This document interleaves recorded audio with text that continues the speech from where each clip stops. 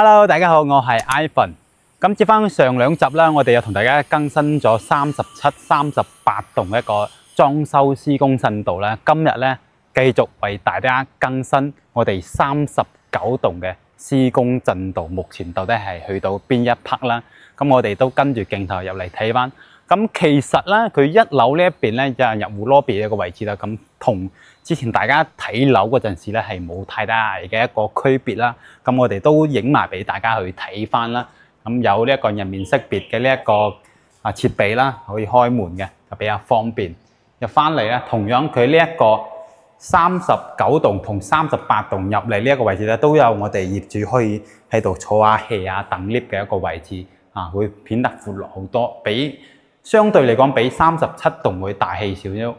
但係咧，佢37棟係一梯兩伙嘅，就唔同啦。咁我哋39棟同樣都係兩梯六戶嘅，梯戶數會比較多啲。OK， 我哋依家就跟住鏡頭上去睇睇。Ivan 依家就上到嚟18樓呢個高度啦。咁大家可以睇到呢個電梯廳呢邊咧，瓷磚方面咧已經係全部鋪好晒啦。包括呢個 lift 口呢邊咧都有做咗呢一啲保護膜啦，保護翻大家嘅公共設施。今次 Ivan 就同大家從大睇到細。呢邊呢個單邊位咧就係我哋4房嘅120平方。同樣呢個走廊位呢一度咧，就你呢邊間可以使用翻啦。我哋可以放鞋櫃啊，各方面啦，亦都係冇問題嘅。呢啲都係有做咗保護膜嘅，包括呢度咧有個走火梯喺個位置嘅。OK， 咁呢兩邊咧會多咗2個位啦。咁後期咧，大家可以喺拆咗呢一度啦，唔知嘅情況下咧，就拆咗佢就擺啲嘢，因為佢呢個可以打開嘅，可以放啲少少嘢喺出邊都冇問題。兩邊咧多咗呢一個位置可以用翻。咁其實 Ivan 覺得咧，佢呢一棟嘅光線好似比我哋38棟嘅光亮好多啦，唔知係咪呢一邊開燈嘅原因就係點樣啦 ？OK， 入嚟嘅話嘅呢啲已經係線咗灰嘅啦，入門呢一個位置包括瓷磚都係鋪好晒。對過嚟我哋睇翻呢一個廚房。廚房呢邊個空間係比較闊落嘅，包括都係做晒呢啲瓷磚上牆啦，地下地磚亦都係有做咗啦。佢呢啲就未有填縫嘅，包括牆身呢啲縫咧，亦都係未有做。咁呢個天花呢個板咧已經係搞好啦，光線咧係比較充足噶。OK， 呢個就係廚房啦。對過嚟房間啦，房間我哋簡單數一數 OK 啦，咁就未有鋪磚啦，同樣係石屎嘅牆身嘅，光線咧都係爭少少因為係對住隔離嗰個單位嘅。OK。出翻嚟就係呢個南北對流嘅餐客廳咧，光線咧其實個人覺得係明顯會比38棟嘅光亮好多。不過依家兩邊打開窗咧係比較通風嘅，咁反而覺得咧，即係我哋睇咗37棟、38棟啦，咁呢一棟嘅裝修工程稍微會快啲少少，係啦。包括佢因為佢呢邊已經閃咗灰啦，天花呢個頂都做好啦，包括未有做一個最後嘅一個修繕啦。因為佢呢邊咧即係全部。即係佢可能係視覺效果佢係鋪晒呢啲線晒灰嘛，所以我哋睇起身會光亮好多。我哋往前37、38嗰啲有啲係未有線灰嘛，所以睇起身就會暗少少。出嚟我哋睇翻大家對 Nike 嘅呢一個露台，呢個露台好正好大，超級長呢個露台所以擺3張麻雀台咧都綽綽有餘啦。同樣已經係鋪咗地磚噶啦，就未有做呢個填縫啦。景觀嚟講啦，就睇翻我哋4期呢一 part 嘅園林比較開揚嘅。同樣咧係可以睇到泳池景觀喎。唔知攝影師嗰邊嘅角度睇唔睇到？我 Ivan 企喺呢個角度咧係可以睇到嘅。OK， 我哋再入去睇翻裏邊南北通雙露台咧通風光線效果亦都非常之唔錯。飯廳位一邊出嚟呢一度咧就係生活露台。OK， 都已經係鋪咗磚啦，就爭填縫呢一 part。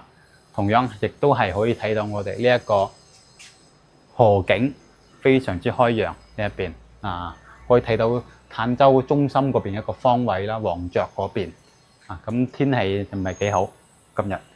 再睇翻休息區裏邊先。入嚟呢啲牆身咧都已經係線晒灰嘅啦，包括我哋衞生間呢一 part 咧都係做咗瓷磚上牆啦，包括呢一個防滑地磚都已經鋪好晒啦，都有做咗呢啲假嘅天花頂喺度。翻嚟，其實3間房咧，其實都差唔多，都係石屎牆身，未有鋪地鋪磚嘅。牆身亦都未有線灰。對過嚟呢一間房亦都係未有線灰嘅，同樣係石屎嘅牆身。OK 啦，我哋再睇翻主人房。主人房衞生間咧就已經係鋪咗磚噶啦，上晒牆噶啦，同樣都係叉填縫嘅呢一 part。咁呢個衞生間咧係可以睇到河景嘅，係啊，我哋可以睇到嘅，可以 show 俾大家睇下，係啦，望得遠啲。休息區呢一 part 咧同樣係石屎，冇太大嘅睇法。嗰個呢一邊咧係有 L 型嘅一個轉角窗啦，所以係正對住我哋呢一個4期嘅園林，佢一個視野咧係望得比較遠嘅，非常之舒服，係啦。OK， 咁呢個咧就係4房嘅單位啦。我哋跟住鏡頭咧去睇下其他一個戶型。OK。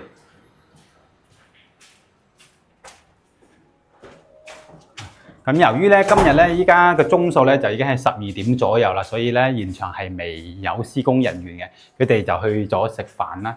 我哋過嚟呢邊睇下，呢一個係85平方嘅3房2廁，同樣係鋪晒磚啦，牆身咧已經係線咗灰嘅啦，呢啲離子粉。可能有做裝修呢行嘅觀眾朋友咧，可能就已經知道依家係做緊邊一個工程嘅啦。我哋就帶大家睇睇。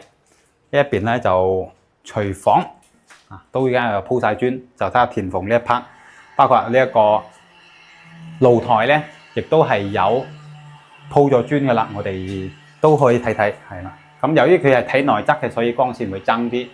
OK， 呢個天花嘅呢個板咧，亦都有做咗啦，就差最後嘅收線。離子咧，呢一啲就係呢啲材料咧，就係用嚟刮呢一層嘅白色嘅呢一層嘅。露台都鋪咗磚啦，就差填縫呢一 part。咁同樣呢一個景觀可以睇到之前1、2期嗰邊嘅方位啦。發覺因為呢一個方位咧就係我哋正大門口出去嘅位置嚟嘅。呢一棟咧39棟係最近大門口嘅個位置嚟嘅。4期嗰邊嘅園林亦都可以全部睇晒。比較開揚嘅呢一邊。OK， 我哋再睇有啲滑添，現場有啲滑啊！依家啲施工現場係有啲危險嘅。其實佢呢邊咧開放俾我哋業主去睇啊。其實呢一個係非常之唔錯，因為好多樓盤咧施工緊呢個裝修緊嘅情況下咧係唔俾業主上嚟參觀嘅。咁其實呢一個點咧中澳係覺得非常之唔錯嘅，包括 Ivan 都覺得啦。依家施工裝修緊都可以俾我哋業主，包括我哋經紀上嚟睇咧，係非常之唔錯嘅。所以中澳嘅一個口碑咧，喺我哋嘅坦洲係喺坦洲呢方面咧係非常之好嘅。包括我哋同行咧、經紀行家方面咧，亦都係覺得中澳呢個係非常之 OK 嘅，係啦。包括佢一個接待方面各方面咧，亦都係會比坦洲其他樓盤要好好多嘅，係啦。所以有咁好質素又咁高性價比嘅屋苑咧，其實我哋經紀咧都願意幫呢一個發展商去推啦。相信大家其實近期咧都有留意咗坦洲有一個樓盤，依家係處於一個水深火熱嘅一個階段嘅。咁相信大家已經知道啦，就係一個裕豐名門啦。咁我哋中澳同佢一個樓盤相對比嚟講啦，呢一度會更加之好，口碑各方面一個物業嘅服務亦都係非常之唔錯嘅，係啦。咁我哋可以睇翻佢呢一邊嘅景觀咧，其實都差唔多嘅。呢啲地磚咧都係鋪晒噶啦，就差填縫嘅呢一 part。好，我哋再睇睇其他單位先，睇翻最細嘅80平方嘅3房，喺呢一邊方位嘅2梯6戶啊嘛，所以佢一個戶數會比較多啲。呢一個同樣佢個裝修咧同其啱先睇嗰兩個係差唔多嘅，佢只不過係客廳鋪咗磚啊，上面線咗呢個泥紙灰。OK， 我哋出嚟睇睇呢個景啊，呢個主露台亦都係鋪咗磚噶啦，景觀亦都係比較開揚嘅啊，大家可以睇到啦。咁呢個景觀咧就比前面嗰40棟擋咗一部分啦，就都還可以嘅。係啦，可以睇到我哋個河景。主要佢中間呢一 part 咧係未起樓啦，即係冇起樓就睇得比較遠嘅。係啦，非常之靚仔，好舒服啊！即係 Ivan 企喺呢度咧，感覺都非常之舒服嘅。OK， 咁我哋就去掃一掃就 OK 啦。咁 Ivan 咧都冇咩好介紹啦，因為 Ivan 對裝修呢方面咧唔係好懂行，就掃下呢啲裝修嘅進度俾大家睇就 OK 啦。